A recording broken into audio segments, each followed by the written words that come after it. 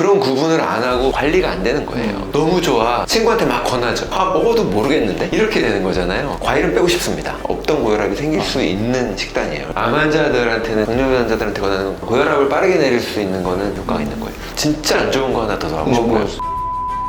우리 일반적으로 많이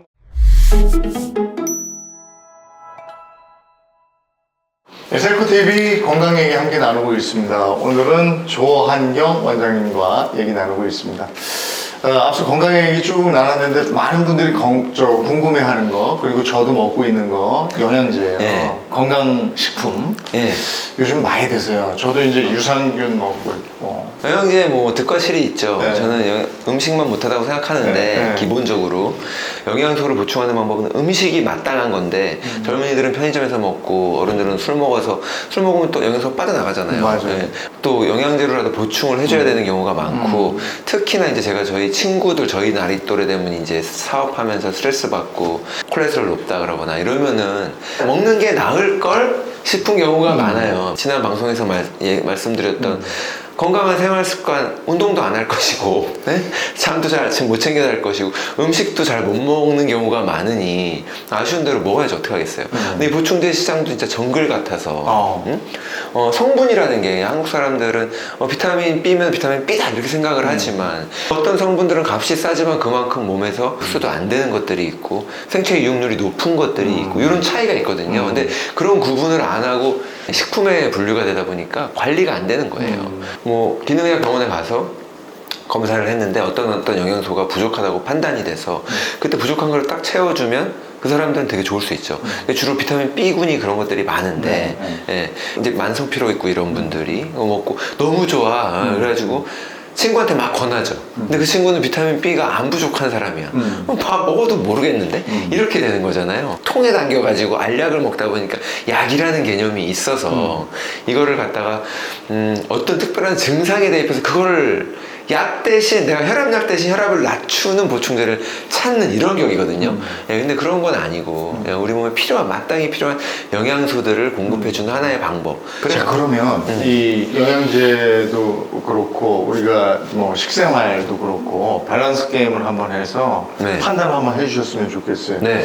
자, 먼저 개별 비타민을 섭취하는 것과 종합 비타민 하나를 먹는 것. 네. 뭘 선택하시겠어요? 아까 말씀드린 것처럼 내가 뭐가 부족한지가 파악이 됐다면 예, 그러면 개별 비타민 먹으면 되죠. 근데 모르겠으면 종합 종합 비타민. 비타민 하나. 네. 네. 제일 중요한 거는 근데 아까 말씀드린 대로 성분이에요. 성분이 중요하고 그리고 현대인들 저희 나이 때에는 비타민 다른 거 막 BCD 다 잡다한 것들보다 그냥 비타민 B군이 중요한데 B군. 그거보다 더 중요한 게 아마 미네랄일 거예요. 근데 요즘 종합 비타민에는 비타민과 미네랄 들어있잖아요. 예, 그래서 미네랄이 조금 더 중요하다. 일반 식단과 채소 과일 식단. 이거 둘을 왜 비교하지? 근데 일반 식단이라는 거죠? 그 채소 과일식 같은 경우는 저는 이제 환자분들한테 권하거든요. 과일은 빼고 싶습니다. 채식인데 주로 채소 위주로 그 염증을 빠르게 낮춰줄 수 있기 때문에 그래서 그런 것들을 추천을 하는데 몸에 건강 문제가 있었던 분들이 이거저거 해도 다 해결이 안 됐는데 비건 채식을 하고 나서 좋아지신 분들이 많단 말이에요. 그러면 이제 식단이 약간 정교화돼요. 그래가지고 이거를 내가 따르게 되고 또 다른 분한테 권한단 말이에요. 이렇게 먹어야지 건강하다고. 우리는 그걸 치료 식단이라고 하거든요. 근데 치료 식단은 일시적으로 활용하면 돼요. 근데 너무 좋아에 따라서 이제 채식을 오래 하게 되는데 오래 하면서 두 가지가 부족한 경우가 많아요.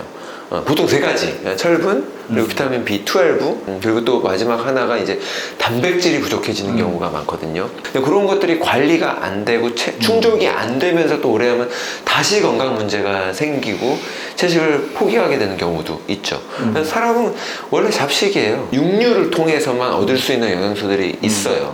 네. 대부분의 미네랄들이 압도적으로 많이 들어있고. 그럼 아까 단백질 말씀하신 거에서 네. 요즘은 식물성 단백질을 선호하는 분들도 많기 때문에 네. 동물성 단백질과 식물성 단백질 어떤 걸 선택해야 돼요? 이거는 용도에 따라서 용도에 따라. 내가 용도에 따라서 예를 들어서 보디빌딩이다. 우리가 근육량을 유지해야 된다. 동물성 단백질, 유청 단백질 먹어야죠. 아니면 소고기, 달걀 통해서 동물성 단백질이 효율성이 훨씬 좋기 때문에 그래요. 근데 식물성 단백질은 어째 쓰냐? 단식을 하거나 이럴 때 생으로 막 이틀, 3일씩 단식을 할 수 없으니 그럴 때 식물성 단백질을 먹어주면 단식을 하는 동안에 우리가 근육 빠지는 거 걱정하잖아요. 그나마 단백질을 보충을 해주는데 단식을 깨트리지 않아요. 아까 동물성 단백질은 단식이 딱 깨지거든요. 음식을 먹은 게 되는 거예요. 근데 식물성 단백질은 완전은 아닌데 그나마 제일 단식을 유사하게 흉내는 내준다는 거예요. 그럴 때는 식물성 단백질을 유지하는 게 좋죠. 자, 식단에 들어가면 이게 영양제보다도 더 좋다 하는 게 소고기는 거의 완벽한 비타민, 종합 비타민이라고 얘기해요. 그래요? 근데 이제 고기 또 다른 문제가 있죠. 뭐 항생제를 썼냐, 호르몬제도 주사를 하고 막 이러니까 이제 그런 게 아쉽다고 하는데 목초 사육 드시면 되는 건데 되게 좋은 영양소를 섭취할 수도 있게 되고 네. 그리고 또 좋은 게 달걀이죠.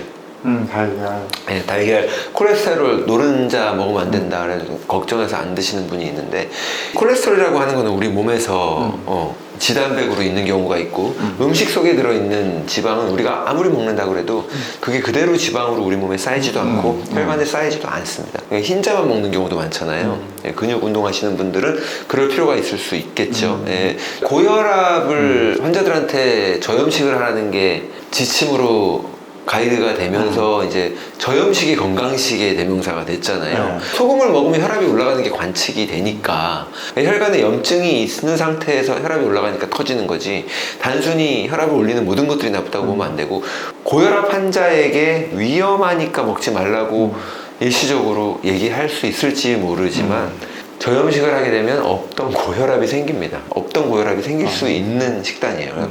사람은 충분한 소금을 먹어줘야 되고요. 지금 위산 때문에도 그렇고 혈압 때문에도 그렇고 소금은 굉장히 중요해요. 원래 빛과 소금이라고 그러잖아요. 네, 중요합니다. 외국인들은 꼭 뭐 식사한 다음에 요거트 같은 거 먹더라고요. 네. 항상 또 이렇게 놓여져 있고 디저트 코너에 그게 도움이 됩니까? 대부분 우리가 접하는 요거트가 설탕물이잖아요. 네. 네, 도움이 안 된다고 보고 해롭다고 봐요. 근데 그렇지 않고 제대로 요거트는 근데 누가 직접 만들어 먹지 않잖아요. 요즘에는 집에서 만들어 먹는 사람들도 있고 계시죠? 캐피어 만들어 먹고 네. 그런 건 좋다고 봐. 그건 좋아요. 유산균. 그 그릭 요거트 요즘 나오죠. 좀 안 달게 맛없게. 근데 맛이 없으니까 거기다 과일 넣어서 드신단 말이에요. 그럼 똑같죠 뭐. 알겠습니다.